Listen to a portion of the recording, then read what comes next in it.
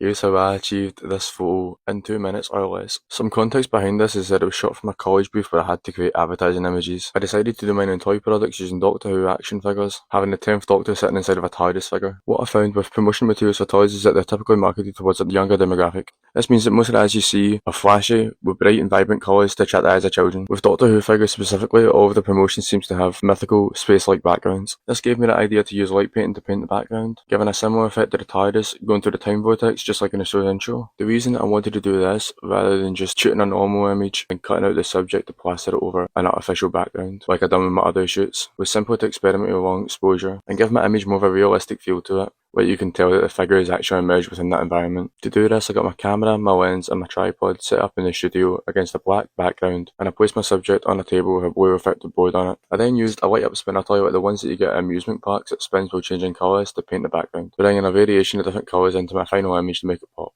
Studio lighting is too bright and overpowers that, so therefore I use my phone flashlight as my light source. I set my ISO to 100 as my photo would be well lit, and I set my aperture to f5.6 so that the background was blurry. I wanted a shallow depth of field while maintaining that the subject is still sharp and focused. This just left my shutter speed, which after some experimentation, it landed on being 15 seconds, which throughout the duration of the process I've exposed the front and the sides of my product for 3 to 5 seconds with my phone flashlight, and then used the spinner light for another 5 to 7 seconds, swaying it up and down across the background of the frame before turning off all the lights to wait for the results. In post-production I pulled it up in Lightroom to make basic edits. I masked the inside of the TARDIS to lighten up a little bit. Then I used a healing brush to remove all the scratch marks from the TARDIS as it was old and quite banged up. I then used the clone snap tool to remove the blue board from the surface to make it look like it was floating. I then pulled this into Photoshop to add the Doctor Who logo into it, using the eraser tool to carefully place it behind the subject. This gave the text a cool effect, letting it blend in with the environment rather than just being plastered on top of the image. Here's my final photo.